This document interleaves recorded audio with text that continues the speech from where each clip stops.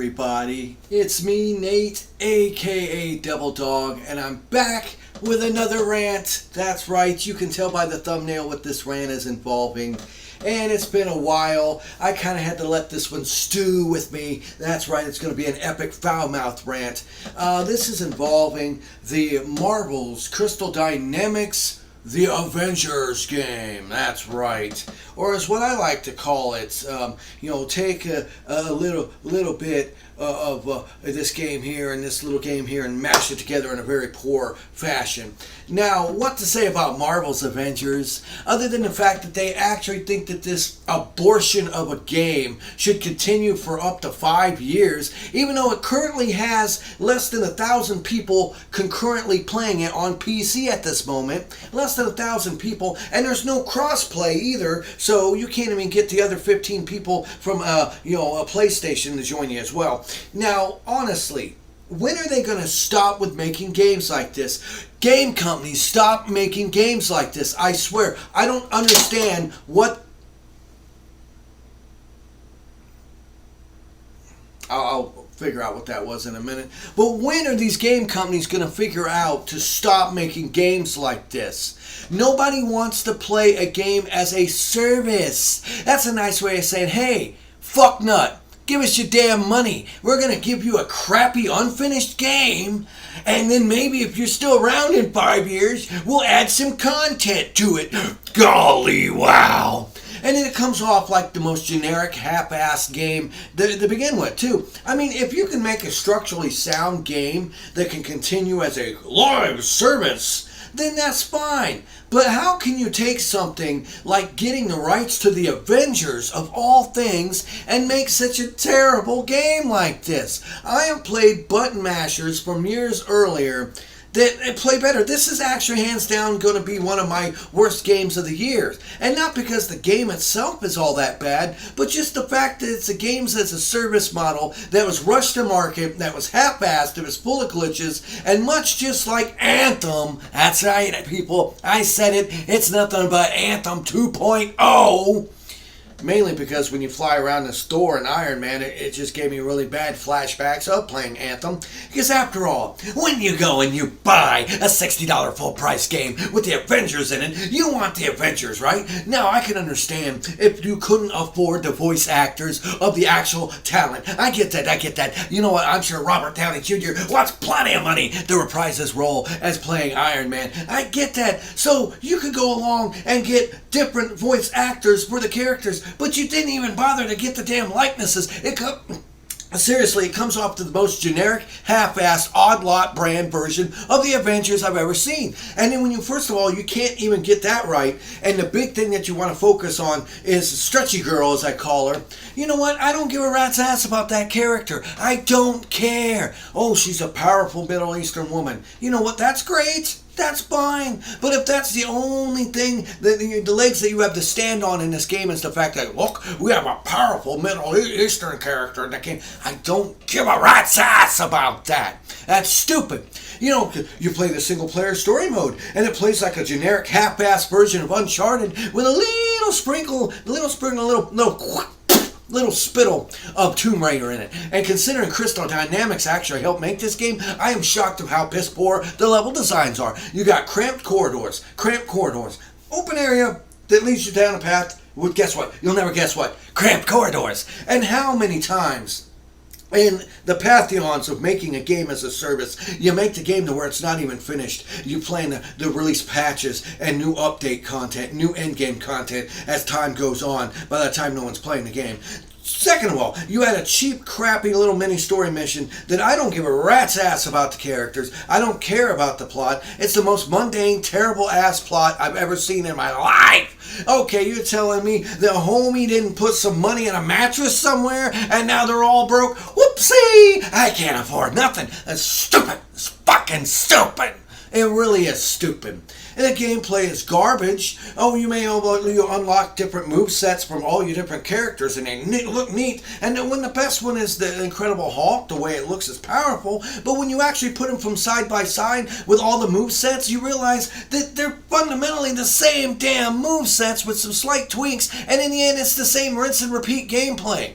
And then maybe there'd be an iota of hope for this piece of shit game if they just had one thing. You got the Avengers. You got the license for the freaking Avengers, and you're telling me all I get to do is go through carbon copy corridor, different science labs and shit, and fight the same soldiers, same robot. Oh, look, here's robot number 1. Here's robot number 2. Oh, guess what? Now you've got a purple robot you gotta fight. Wow, what's his name? What's his name? SpongeBot 5000. You know why? Because all they are fucking bullet sponges. It's designed so poorly. The boss battles are garbage boss battles, and the fact of the matter is, what's it got in a Taskmaster and the other dude, and that's about it. You have all this stuff that you can do with the franchise of the Avengers, and you tell me you can't have any supervillains at all in there? And seriously, everything about this game just screams odd lots, armpit. Oh look, we were going to make money. We don't understand why the fan base is not playing our game anymore. We're working on fixing it. Well, here's an idea, you jacknuts. Why don't you come out with a good fucking game at launch and then focus on adding in content to it? Look at Ghost of Tsushima. They ain't say, hey, guess what? It's a game as a service. No, they didn't tell you that. They're adding new stuff. They're adding multiplayer modes and everything for free. And you know what? They're continuing the longevity and the life of the game. Almost like it's a service, but it's not, because it's a game. And that's how you're supposed to do it. Make a good quality game from the start. Make it with a compelling list of characters. Don't make them odd lot, half-assed, generic Walmart versions of the original characters. And you know what? I can get past that. But your level designs are, it's almost like you had Ray Charles design these level designs. They're garbage. The levels of the worlds are awful. The hub's awful. The story is awful. And, Stretchy Girl, wow. Oh, Stretchy Girl, isn't she so fine? I don't give a rat's ass about Stretchy Girl. And I don't give a rat's ass about this game. This is the kind of shit.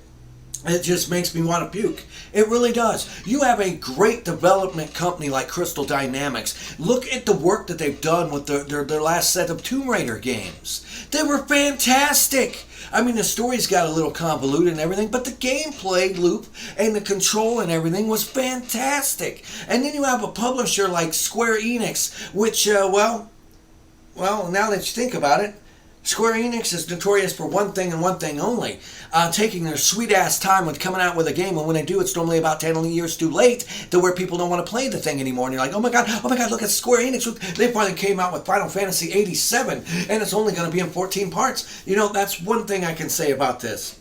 At first I'm like, well, at least you get the full game, and then you really think about it, people. No, you don't. No, you don't. With all the cosmetics they want money for, with all the battle passes or whatever they're called that they have for it, all the grinding for loot that doesn't even change the way your character looks, this is hands down one of the worst games this year. And it could have been good. I don't know how they could have botched it. A long time ago, when they showed the demo that everyone got to play, where you're going through the bridge sequence and stuff. If the whole game was just done like that on a linear thing with a story mode, do it like say 12 hours, 8 to 12 hours.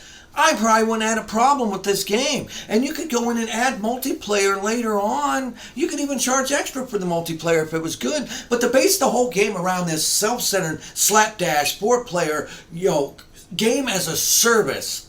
You know what? If this was actually a game as a service, it'd be equivalent of getting yourself a pass to go to Ollie's when you could get a pass to go to Sam's Club instead. Now, in the end, neither of them are all that great, but you could sure as hell get your money's worth out of the Sam's Club one. And while the Ollie's one, I guess you'd be good if you really like to save 50 cents on like some fake thumb drops. But in the end, I just have to say, this is yet another disappointing title that just makes me sick to the bottom of my friggin' stomach.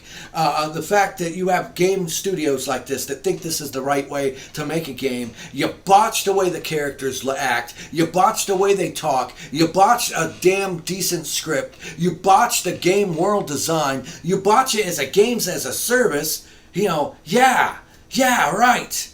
There's only like, 2 games as a service out there that's still going good? Oddly enough, one of them is Fall Guys. But still, people, wake up. Wake up.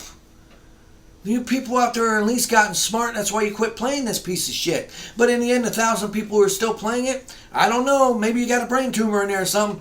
I mean, if you like the game, I guess, you want to make yourself feel good thinking, look, I paid good money for this game. I want to make sure it's good. I'm going to say it's good. Hey, if you got the mentality of rinse and repeat gameplay, fighting the same generic-ass robots with different colors that have bullet sponge bosses that are not original at all, that you could have delve deep in all the lore and everything of the Avengers universe and franchise since they had the rights to the Marvel's Avengers. But instead, you hand down this low-grade, budget, puting-looking piece of shit game. You know what? In the end, it makes me sick, and I'm really surprised that this was not published and made by EA. That's all I can say.